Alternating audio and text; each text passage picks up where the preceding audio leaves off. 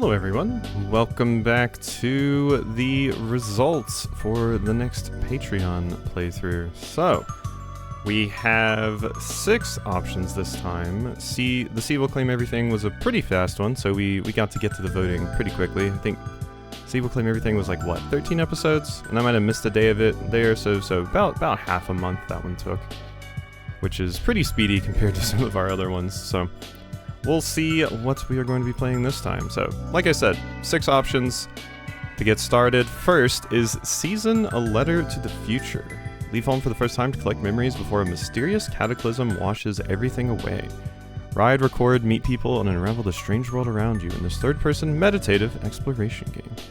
So, I actually, when I saw this, I thought this was another game that I had played the demo for, but I realized it's not. There's another game where you're a photographer traveling around, but you have like another character with you. And I don't even know that this character's a photographer. It might be like a video camera. Well, it says take picture, but yeah. So I was getting this mixed up with another game that I've played the demo for, but this is a different one. This came out in 2023, early 2023 too. So that is our first option. Then we have Octopath Traveler 0. Which, I saw somebody talking about, like, a song in this is, like, really, really amazing or something. And, soundtracks are always a way to get me interested. But, it's more Octopath. It's doing the Octopath thing. We know about it. It's based off the mobile game. Or rather, the story is. So, yeah, that's Octopath. Still looks pretty. Still Octopath. Faerun Collection. So we'd be playing Faerun 1, which I have been told would be a very, very, very fast playthrough. So that is an option, and yeah, this is the like kind of top-down Zelda-looking thing. You know, it's interesting that it has like it plays on this little screen here, and then you have your map. It almost feels like something that would have been on the 3DS back in the day, especially with how these like screens are split up here. I'm imagining this is like Faerun, and then this maybe is Faerun 2. Like they changed how it looked. Yeah, possibly. Or one of them is like Origins, and then there's the shmup that I talked about, I think last time I did this. Next, we have Death Howl. This is the game I mentioned I actually got for a friend as a gift. And I've been interested in it myself as well. Still been playing a ton of Slay the Spire, and yeah, it's a deck builder. It's a deck builder, and I do love me some deck builders. I do love me some deck builders. I play a lot of them. I wouldn't say I'm great at them. I'm getting to Ascension 10 on everyone in Slay the Spire 2, for anyone curious. I'm about halfway with most of the characters. I'm on like Ascension 6. 5 or 6 with like pretty much everyone at this point. So we're getting there. But obviously, I played this, Monster Train, the original Slay the Spire, all these kinds of things a lot. So this would be a fun one to play. And it seems like, I remember it like, yeah, it's listed as a Souls-like. And I think they said that they wanted to make Souls-like combat, but at turn-based, which is interesting. So it seems pretty cool. So that's our next option. Then there's Void Terrarium, which I once again just pulled up the website so we could get a better look at everything. Apparently you can get new outfits and stuff in the PS5 version, because I think it said, yeah, new for PS5, which the PS5 version would be the version I would be playing. But yeah, you can get new outfits, hairstyles, and stuff, and we move around in our little terrarium. So that's that. And then Alan Wake 2. I don't know if I want to watch a video, but yeah. I watched like a friend stream like the first like hour maybe of this. Yeah, and there's the agent I said in Control. Seems like a character that they were talking about in Control.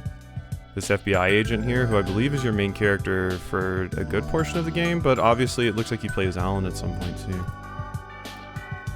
Alrighty, so those are our options. It's also apparently on sale for $15 right now. But yeah, those are our options. So we can go ahead and hop into the results here. So, boom, and hopefully I hid the results in editing so you can't see this, but I can see this. So, to start, Alan Wake got 1 vote, or Alan Wake 2 got 1 vote.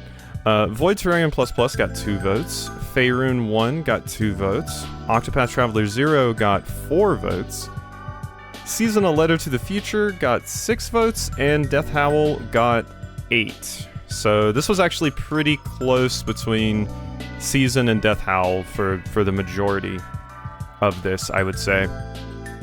Let's do the animated bar chart last time, because somebody mentioned it's nice to visualize, like, how they go. So this is how much everybody got in the first vote, and then you can kind of see them go to each place.